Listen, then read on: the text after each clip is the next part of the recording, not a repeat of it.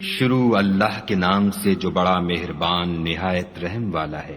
طاسین، یہ قرآن اور کتاب روشن کی آیتیں ہیں، مومنوں کے لیے ہدایت اور بشارت ہے۔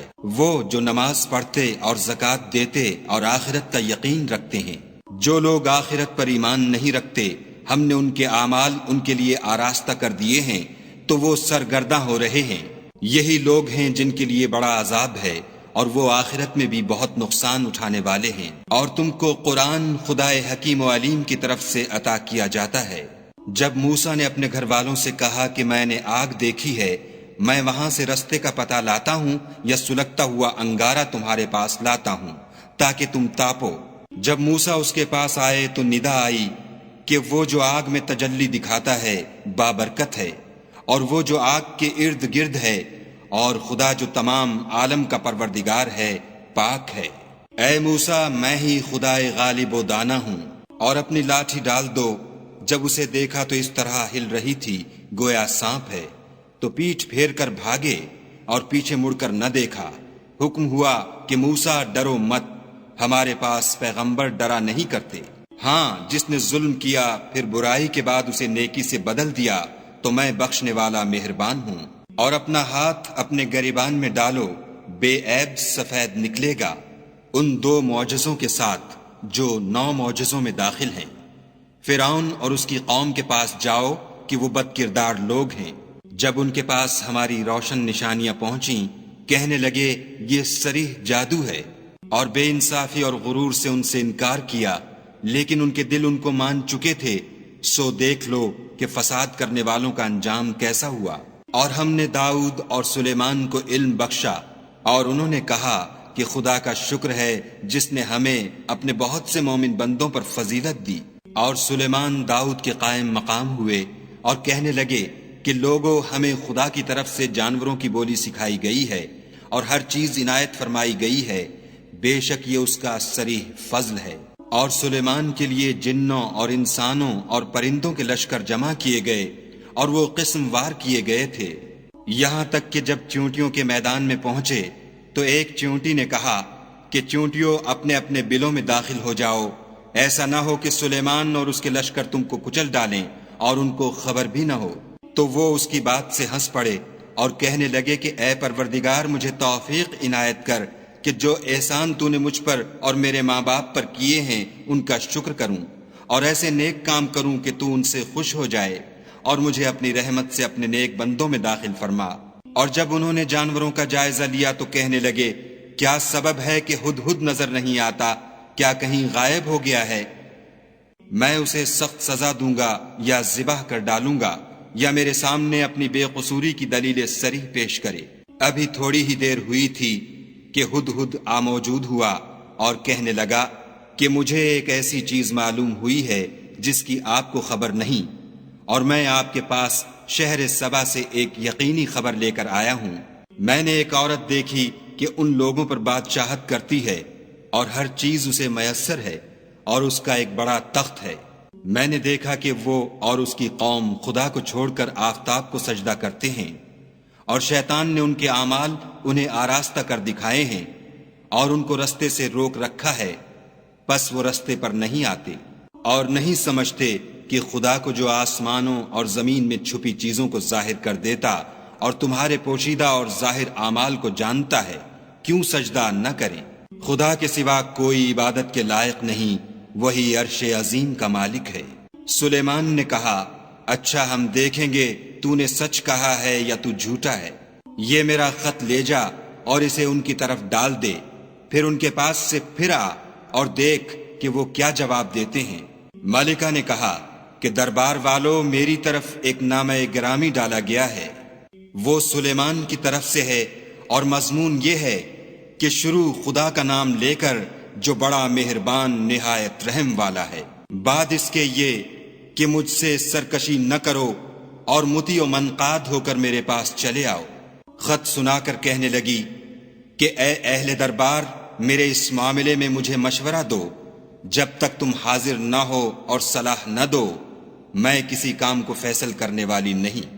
وہ بولے کہ ہم بڑے زور آور اور سخت جنگجو ہیں، اور حکم آپ کے اختیار ہے تو جو حکم دیجیے گا اس کے معال پر نظر کر لیجیے گا۔ اس نے کہا کہ بادشاہ جب کسی شہر میں داخل ہوتے ہیں تو اس کو تباہ کر دیتے ہیں اور وہاں کے عزت والوں کو ذلیل کر دیا کرتے ہیں، اور اسی طرح یہ بھی کریں گے۔ اور میں ان کی طرف کچھ تحفہ بھیجتی ہوں اور دیکھتی ہوں کہ قاصد کیا جواب لاتے ہیں۔ جب قاصد سلیمان کے پاس پہنچا تو سلیمان نے کہا، کیا تم مجھے مال سے مدد دینا چاہتے ہو؟ جو کچھ خدا نے مجھے عطا فرمایا ہے وہ اس سے بہتر ہے جو تمہیں دیا ہے۔ حقیقت یہ ہے کہ اپنے تحفے سے تم ہی خوش ہوتے ہوگے۔ ان کے پاس واپس جاؤ، ہم ان پر ایسے لشکر لے کر حملہ کریں گے جن کے مقابلے کی ان میں طاقت نہ ہوگی، اور ان کو وہاں سے بے عزت کر کے نکال دیں گے اور وہ ذلیل ہوں گے۔ سلیمان نے کہا کہ اے دربار والو، کوئی تم میں ایسا ہے کہ قبل اس کے کہ وہ لوگ فرما بردار ہو کر ہمارے پاس آئیں ملکہ کا تخت میرے پاس لے آئے؟ جنات میں سے ایک قوی ہیکل جن نے کہا کہ قبل اس کے کہ آپ اپنی جگہ سے اٹھیں میں اس کو آپ کے پاس لا حاضر کرتا ہوں، اور مجھے اس پر قدرت بھی حاصل ہے اور امانت دار بھی ہوں۔ ایک شخص جس کو کتاب الہی کا علم تھا کہنے لگا کہ میں آپ کی آنکھ کے جھپکنے سے پہلے اسے آپ کے پاس حاضر کیے دیتا ہوں۔ جب سلیمان نے تخت کو اپنے پاس رکھا ہوا دیکھا تو کہا کہ یہ میرے پروردگار کا فضل ہے تاکہ مجھے آزمائے کہ میں شکر کرتا ہوں یا کفران نعمت کرتا ہوں، اور جو شکر کرتا ہے تو اپنے ہی فائدے کے لیے شکر کرتا ہے، اور جو ناشکری کرتا ہے تو میرا پروردگار بے پرواہ اور کرم کرنے والا ہے۔ سلیمان نے کہا کہ مالکہ کے امتحان عقل کے لیے اس کے تخت کی صورت بدل دو، دیکھیں کہ وہ سوجھ بوجھ رکھتی ہے یا ان لوگوں میں سے ہے جو سوجھ نہیں رکھتے۔ جب وہ آ پہنچی تو پوچھا گیا کہ کیا آپ کا تخت بھی اسی طرح کا ہے؟ اس نے کہا کہ یہ تو گویا ہو بہو وہی ہے، اور ہم کو اس سے پہلے ہی سلیمان کی عظمت و شان کا علم ہو گیا تھا، اور ہم فرما بردار ہیں۔ اور وہ جو خدا کے سوا اور کی پرستش کرتی تھی سلیمان نے اس کو اس سے منع کیا، اس سے پہلے تو وہ کافروں میں سے تھی۔ پھر اس سے کہا گیا کہ محل میں چلیے۔ جب اس نے اس کے فرش کو دیکھا تو اسے پانی کا حوض سمجھا اور کپڑا اٹھا کر اپنی پنڈلیاں کھول دیں۔ سلیمان نے کہا یہ ایسا محل ہے جس کے نیچے بھی شیشے جڑے ہوئے ہیں۔ وہ بول اٹھی کہ پروردگار، میں اپنے آپ پر ظلم کرتی رہی تھی، اور اب میں سلیمان کے ہاتھ پر خدا رب العالمین پر ایمان لاتی ہوں۔ اور ہم نے سمود کی طرف ان کے بھائی صالح کو بھیجا کہ خدا کی عبادت کرو، تو وہ دو فریق ہو کر آپس میں جھگڑنے لگے۔ صالح نے کہا کہ اے قوم، تم بھلائی سے پہلے برائی کے لیے کیوں جلدی کرتے ہو، اور خدا سے بخشش کیوں نہیں مانگتے تاکہ تم پر رحم کیا جائے؟ وہ کہنے لگے کہ تم اور تمہارے ساتھی ہمارے لیے شگون بد ہیں۔ صالح نے کہا کہ تمہاری بدشگونی خدا کی طرف سے ہے، بلکہ تم ایسے لوگ ہو جن کی آزمائش کی جاتی ہے۔ اور شہر میں 9 شخص تھے جو ملک میں فساد کیا کرتے تھے اور اصلاح سے کام نہیں لیتے تھے۔ کہنے لگے کہ خدا کی قسم کھاؤ کہ ہم رات کو اس پر اور اس کے گھر والوں پر شبخون ماریں گے، پھر اس کے وارثوں سے کہہ دیں گے کہ ہم تو اس کے گھر والوں کے موقع ہلاکت پر گئے ہی نہیں، اور ہم سچ کہتے ہیں۔ اور وہ ایک چال چلے اور ہم بھی ایک چال چلے، اور ان کو کچھ خبر نہ ہوئی۔ تو دیکھ لو کہ ان کی چال کا انجام کیسا ہوا۔ ہم نے ان کو اور ان کی قوم سب کو ہلاک کر ڈالا۔ اب یہ ان کے گھر ان کے ظلم کے سبب خالی پڑے ہیں۔ جو لوگ دانش رکھتے ہیں ان کے لیے اس میں نشانی ہے، اور جو لوگ ایمان لائے اور ڈرتے تھے ان کو ہم نے نجات دی۔ اور لوط کو یاد کرو جب انہوں نے اپنی قوم سے کہا کہ تم بے حیائی کے کام کیوں کرتے ہو، اور تم دیکھتے ہو کیا تم عورتوں کو چھوڑ کر لذت حاصل کرنے کے لیے مردوں کی طرف مائل ہوتے ہو؟ حقیقت یہ ہے کہ تم احمق لوگ ہو۔ تو ان کی قوم کے لوگ بولے تو یہ بولے، اور اس کے سوا ان کا کچھ جواب نہ تھا کہ لوط کے گھر والوں کو اپنے شہر سے نکال دو، یہ لوگ پاک بننا چاہتے ہیں۔ تو ہم نے ان کو اور ان کے گھر والوں کو نجات دی، مگر ان کی بیوی کہ اس کی نسبت ہم نے مقرر کر رکھا تھا کہ وہ پیچھے رہنے والوں میں ہوگی۔ اور ہم نے ان پر مہ برسایا، سو جو میں ان لوگوں پر برسا جن کو متنبع کر دیا گیا تھا برا تھا۔ کہہ دو کہ سب تعریف خدا ہی کو سزاوار ہے، اور اس کے بندوں پر سلام ہے جن کو اس نے منتخب فرمایا۔ بھلا خدا بہتر ہے یا وہ جن کو یہ اس کا شریک بناتے ہیں؟ بھلا کس نے آسمانوں اور زمین کو پیدا کیا، اور کس نے تمہارے لیے آسمان سے پانی برسایا؟ ہم نے، پھر ہم نے اس سے سرسبز باغ اگائے۔ تمہارا کام تو نہ تھا کہ تم ان کے درختوں کو اگاتے، تو کیا خدا کے ساتھ کوئی اور بھی معبود ہے؟ ہرگز نہیں، بلکہ یہ لوگ رستے سے الگ ہو رہے ہیں۔ بھلا کس نے زمین کو قرارگاہ بنایا اور اس کے بیچ نہریں بنائیں اور اس کے لیے پہاڑ بنائے، اور کس نے دو دریاؤں کے بیچ اوٹ بنائی؟ یہ سب کچھ خدا نے بنایا، تو کیا خدا کے ساتھ کوئی اور معبود بھی ہے؟ ہرگز نہیں، بلکہ ان میں اکثر دانش نہیں رکھتے۔ بھلا کون بے قرار کی التجا قبول کرتا ہے جب وہ اس سے دعا کرتا ہے، اور کون اس کی تکلیف کو دور کرتا ہے، اور کون تم کو زمین میں اگلوں کا جانشین بناتا ہے؟ یہ سب کچھ خدا کرتا ہے، تو کیا خدا کے ساتھ کوئی اور معبود بھی ہے؟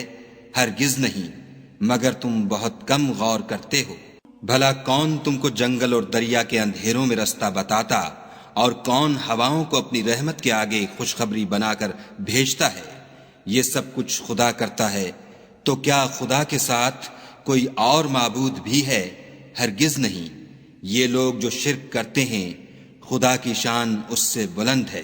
بھلا کون خلقت کو پہلی بار پیدا کرتا، پھر اس کو بار بار پیدا کرتا رہتا ہے؟ اور کون تم کو آسمان اور زمین سے رزق دیتا ہے؟ یہ سب کچھ خدا کرتا ہے، تو کیا خدا کے ساتھ کوئی اور معبود بھی ہے؟ ہرگز نہیں۔ کہہ دو کہ مشرکو، اگر تم سچے ہو تو دلیل پیش کرو۔ کہہ دو کہ جو لوگ آسمانوں اور زمین میں ہیں خدا کے سوا غیب کی باتیں نہیں جانتے، اور نہ یہ جانتے ہیں کہ کب زندہ کر کے اٹھائے جائیں گے، بلکہ آخرت کے بارے میں ان کا علم منتہی ہو چکا ہے، بلکہ وہ اس سے شک میں ہیں، بلکہ اس سے اندھے ہو رہے ہیں۔ اور جو لوگ کافر ہیں کہتے ہیں کہ جب ہم اور ہمارے باپ دادا مٹی ہو جائیں گے تو کیا ہم پھر قبروں سے نکالے جائیں گے؟ یہ وعدہ ہم سے اور ہمارے باپ دادا سے پہلے سے ہوتا چلا آیا ہے۔ کہاں کا اٹھنا اور کیسی قیامت، یہ تو صرف پہلے لوگوں کی کہانیاں ہیں۔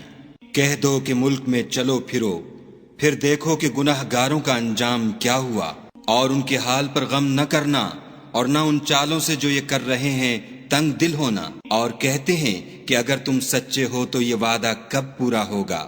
کہہ دو کہ جس عذاب کے لیے تم جلدی کر رہے ہو شاید اس میں سے کچھ تمہارے نزدیک آ پہنچا ہو، اور تمہارا پروردگار تو لوگوں پر فضل کرنے والا ہے، لیکن ان میں سے اکثر شکر نہیں کرتے۔ اور جو باتیں ان کے سینوں میں پوشیدہ ہوتی ہیں اور جو کام وہ ظاہر کرتے ہیں، تمہارا پروردگار ان سب کو جانتا ہے۔ اور آسمانوں اور زمین میں کوئی پوشیدہ چیز نہیں ہے مگر وہ کتاب روشن میں لکھی ہوئی ہے۔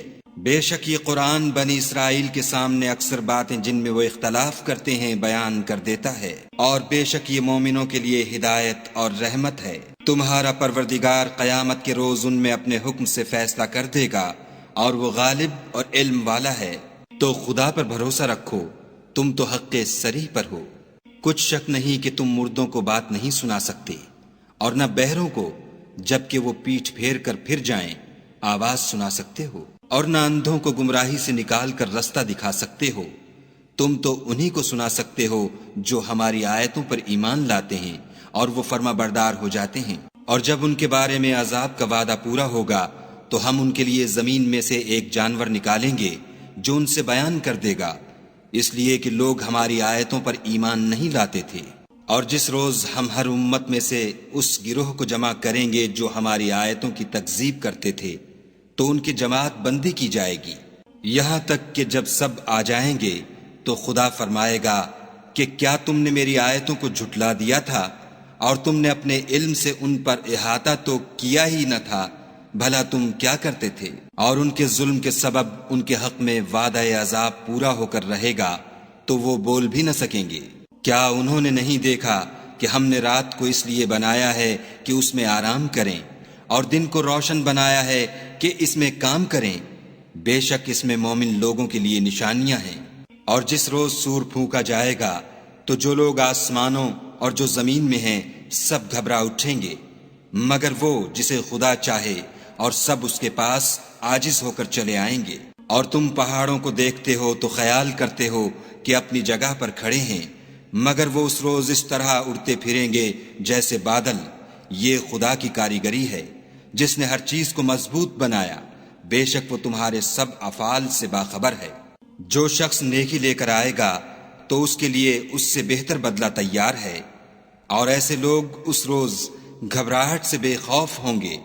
اور جو برائی لے کر آئے گا تو ایسے لوگ اوندھے منہ دوزخ میں ڈال دیے جائیں گے۔ تم کو تو انہی اعمال کا بدلہ ملے گا جو تم کرتے رہے ہو۔ کہہ دو مجھ کو یہی ارشاد ہوا ہے کہ اس شہر مکہ کے مالک کی عبادت کروں جس نے اس کو محترم اور مقام ادب بنایا ہے، اور سب چیز اسی کی ہے، اور یہ بھی حکم ہوا ہے کہ اس کا حکم بردار رہوں، اور یہ بھی کہ قرآن پڑھا کروں۔ تو جو شخص راہ راست اختیار کرتا ہے تو اپنے ہی فائدے کے لیے اختیار کرتا ہے، اور جو گمراہ رہتا ہے تو کہہ دو کہ میں تو صرف نصیحت کرنے والا ہوں۔ اور کہو کہ خدا کا شکر ہے، وہ تم کو عنقریب اپنی نشانیاں دکھائے گا تو تم ان کو پہچان لوگے، اور جو کام تم کرتے ہو تمہارا پروردگار ان سے بے خبر نہیں ہے۔